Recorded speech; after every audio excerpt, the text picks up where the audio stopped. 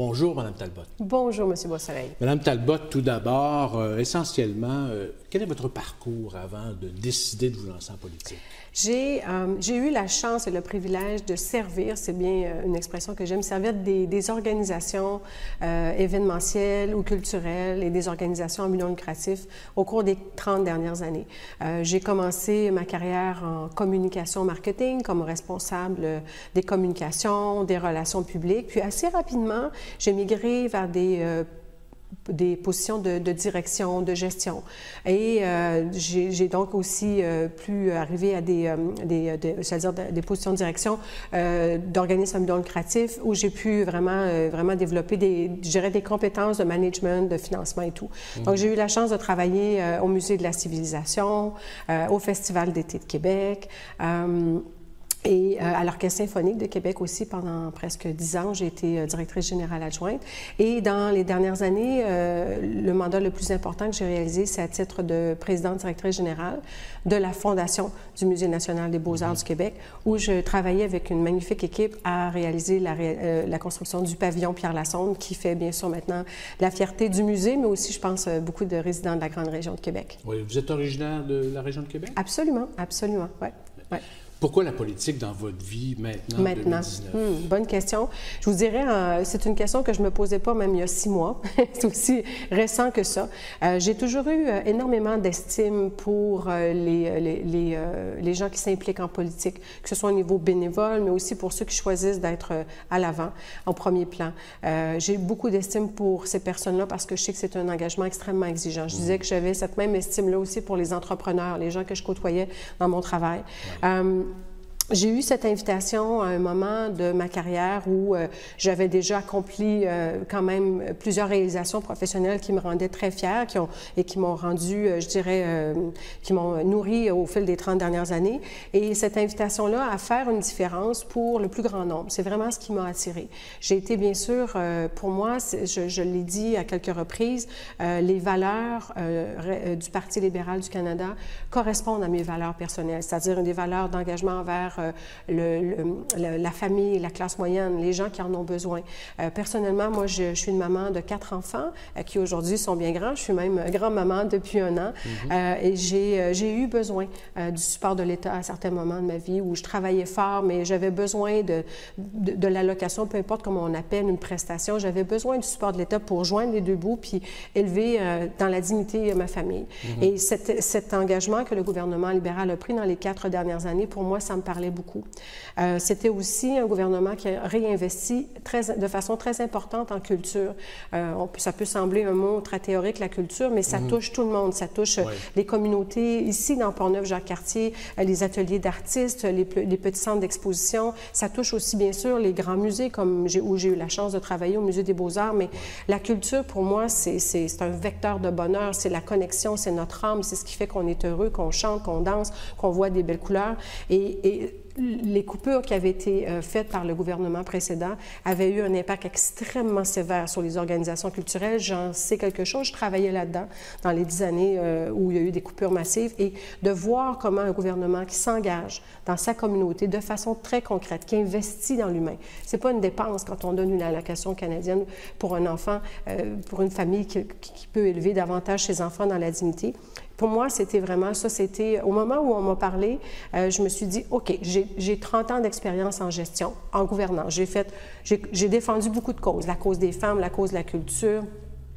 Et là, je peux peut-être agir comme un vecteur de changement, moi aussi, pour un plus grand nombre. Oui. Alors, c'est vraiment ce qui m'a appelé à dire oui. C'est le Parti libéral qui vous a approché? Oui, Okay. J'ai eu ce privilège-là, oui. Et pourquoi le comté de Portneuf-Jacques-Cartier? Parce que c'est, évidemment, moi, je demeure juste à la lisière de Portneuf-Jacques-Cartier, à Saint-Augustin. Ma maison est à Cap-Rouge, mais mes enfants ont profité des loisirs, de l'art, de toute la vie communautaire dans ce secteur-là. Et c'est une région que je connais très bien pour l'avoir fréquentée en termes termes de loisirs, énormément d'amis qui sont dans la région. Puis c'est vraiment très près de Québec. Pour moi, c'est la couronne verte, c'est le garde-manger de la capitale nationale, c'est des lieux de nature extraordinaire, d'entrepreneurship aussi extraordinaire, des agriculteurs qui nourrissent notre capitale. Et je voyais qu'il y avait un grand potentiel de connexion encore plus avec la ville-centre. Et moi, ça m'a beaucoup attiré de pouvoir œuvrer pour donner une voix forte à ces communautés. Hein. C'est une je dis que c'est dans mes mots un peu romancé, mais que c'est une constellation de 32 municipalités. C'est quand même un très grand territoire avec des réalités différentes. Mais j'ai envie d'être pour tous ces citoyens et citoyennes une voix forte. Des dossiers complexes, j'en ai géré, qui impliquent le gouvernement fédéral, provincial, municipal, du financement privé, des organismes communautaires, les gens qui tirent la couverte chacun de leur côté, puis il faut trouver le chemin à travers ça. J'ai fait ça beaucoup dans les dernières années. Et j'ai envie de faire ça pour les citoyens ici.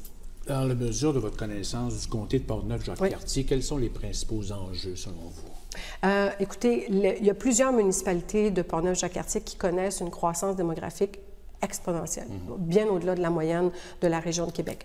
Je ne veux pas les citer ici en termes de statistiques pour ne pas me tromper de quelques chiffres, mais vraiment, il y a un boom démographique très important. Alors, la réalité des familles moyennes qui s'installent, et dans ce qu'on appelle une densification périurbaine, il y a des problématiques très importantes reliées à ça. L'accès à la propriété, le soutien aux familles, je reviens à ça, pour moi, c'était dans Portneuf-Jacques-Cartier, ici, là, dans les 4 dernières années, la mise sur pied de l'allocation canadienne pour enfants, l'augmentation qu'on a donnée en juillet dernier, juste avant le déclenchement des élections, et les engagements qu'on prend de la bonifier encore. Juste actuellement, en 2019, c'est 6,2 millions à chaque mois qui est versé. C'est 24 000 enfants, presque 13 000 familles qui reçoivent en moyenne 480 $ par mois. Ça, c'est la réalité concrète des familles ici dans Portneuf-Jacques-Cartier. On me parle souvent, pour moi, là, je l'ai entendu à au moins 2 reprises, puis on m'en avait parlé aussi avant, de ce fameux phénomène du 21 de chaque mois. L'allocation canadienne est versée le 20. Et le 21, les boîtes à lunch sont plus garnies parce que les parents profitent. Donc, je reviens à ces jeunes familles qui s'installent, qui ont le rêve d'avoir une propriété, qui ont le rêve d'avoir une vie abordable, qui rêvent de payer moins d'impôts. C'est ce qu'on a promis également, des baisses d'impôts importantes. Et on donne aussi ce que moi, je m'engage à faire comme éventuellement député ici dans Portneuf-Jacques-Cartier, c'est de faire en sorte que j'entendais des problématiques de transport. Hein, l'accès à la ville, transport collectif, mais aussi les problèmes de circulation parce que, alors, il y a eu des investissements majeurs du gouvernement fédéral au cours des 4 dernières années, notamment un investissement historique de 1,2 milliard de $ pour soutenir le projet de transport structurant de la Ville de Québec. Maintenant, il faut connecter la couronne Portneuf-Jacques-Cartier à ces infrastructures. Ce que ça veut dire, c'est de travailler dès maintenant, tant que ces éléments sont convenus mais sont encore sur plan, pour faire en sorte que des éléments de connectivité soient mis en place rapidement pour que, au moment où ce programme de transport structurant s'exécutera, qu'il y ait des bénéfices pour les citoyens. Entre-temps, il y a des réalités qui ne changent pas. Parfois, la voiture solo, ça demeure encore une nécessité. Alors, nous, ce qu'on fait, c'est qu'on répond en étant présent pour donner une subvention pour un véhicule à 0 émission, mais on va même un peu plus loin en disant maintenant que ces subventions-là seront données même pour des véhicules d'occasion, parce que le parc des véhicules verts grandit, donc c'est pas juste l'achat d'un véhicule neuf. Parfois, on n'a pas la capacité d'acheter un véhicule neuf, mais on va donner aussi une subvention pour ça. On va travailler aussi sur quand je dis la connectivité, mais l'accès aussi. Il y a encore des territoires dans Portneuf-Jacques-Cartier qui ne sont pas bien couverts en matière d'Internet. Donc, on veut vraiment s'assurer que ce soit fait. Cellulaire, c'est ça. Je dis Internet, pardonnez-moi, mais c'est cellulaire aussi auquel je fais référence. Donc ça, en 2019, c'est particulier de voir que c'est encore une réalité, mais c'est sûr qu'on a un programme qui nous amène à 90 % de couverture d'ici 2026 et à 100 % d'ici 2030. Il semblerait qu'il y a des zones au nord du Canada qui sont peut-être plus difficiles à couvrir. L'autre élément qu'on fait aussi pour la jeune famille, et ça, moi, je trouve ça important, aujourd'hui, c'est plus un luxe. Hein? Moi, il n'y a pas si longtemps, c'était un luxe d'avoir un téléphone cellulaire. C'est un complément de communication. Aujourd'hui, c'est nécessaire. Toutes les familles ont besoin d'un téléphone intelligent, mais les frais de téléphonie cellulaire sont quand même un poste de dépense important.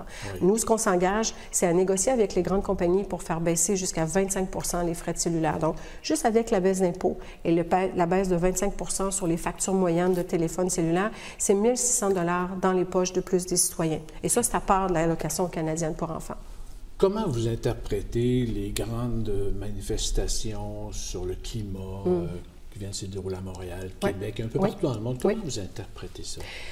Je vous dirais que j'ai vu, moi, l'accélération de la prise de conscience de cette réalité. Bien humblement, comme maman, j'ai commencé, moi aussi, au début, à me faire pousser dans le dos par mes enfants. « Maman, tu devrais faire attention à ça. Maman, tu devrais faire attention à ça. » Mais aujourd'hui, là, ce n'est plus juste un geste anecdotique qu'on doit faire. Ce que les jeunes de la planète entière nous disent, c'est il faut prendre action maintenant. C'est pas juste souhaitable, c'est nécessaire, c'est sérieux.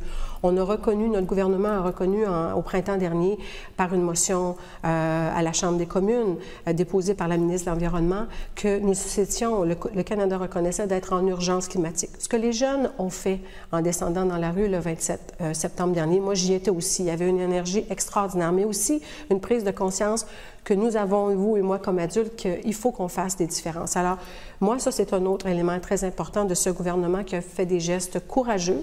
Et moi, j'entends aussi poursuivre dans ce même sens-là, de faire en sorte que nos agriculteurs, que les entrepreneurs ici puissent avoir accès à des programmes de recherche et développement. C'est une chose de dire il faut devenir absolument carboneutre, il faut devenir bannir les pesticides, mais il faut encore que nos agriculteurs, que les entrepreneurs puissent continuer d'être profitables.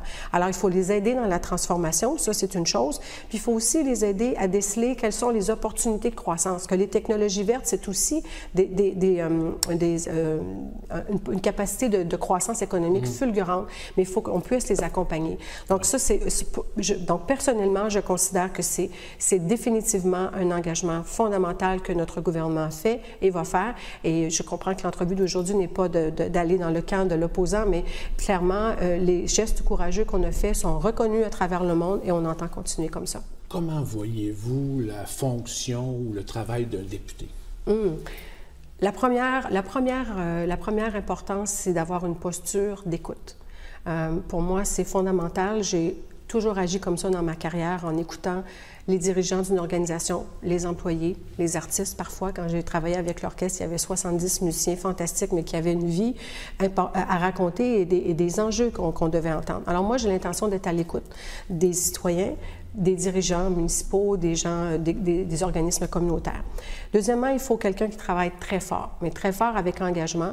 Moi, j'ai l'intention d'être une voix forte. Je dis, j'en ai géré des dossiers complexes. J'ai géré une famille de 4 enfants. Ça peut être complexe parfois, croyez-moi. Et je sais que c'est complexe. Tout ce qui amène la gestion de l'autorité municipale, de l'autorité de ce qui relève du gouvernement provincial, de ce qui est la capacité d'action du gouvernement fédéral, c'est jamais simple, ces dossiers-là. Mais moi, j'ai l'intention d'être cette voix forte, à l'écoute et forte et dans l'action, évidemment. Oui. Et peut-être en terminant, comment vous vivez votre campagne électorale, votre première campagne électorale? C'est très déstabilisant parce que c'est complètement nouveau pour moi, mais en même temps, je reçois à la fois parfois des questions qui sont particulièrement précises et à laquelle, en toute honnêteté, je n'ai pas instantanément la réponse, mais je reçois aussi beaucoup d'intérêt des gens. Les gens veulent nous parler, les gens communiquent. Donc, c'est à la fois, je dirais, un aspect très effervescent, mais en même temps, des contacts humains qui sont fantastiques. Tout à l'heure, en me dirigeant ici, je prenais la mesure de ce que ça donne comme occasion et comme opportunité, comme privilège, je dirais, d'avoir des contacts humains. Et ça, c'est fantastique. C'est très nourrissant. Oui, vous continuez à rencontrer les gens d'ici le 21, j'imagine? Ah oui. Écoutez, c'est des heures très, très longues, mais en même temps, c'est ça, je répète, c'est très, très enrichissant, tout ça. Ouais. Oui. Alors, Annie Talbot, candidate du Parti libéral du Canada dans Portneuf-Jacques-Cartier, merci beaucoup de cet entretien. Merci de m'avoir accueilli aujourd'hui. Et bonne fin de campagne. Merci beaucoup.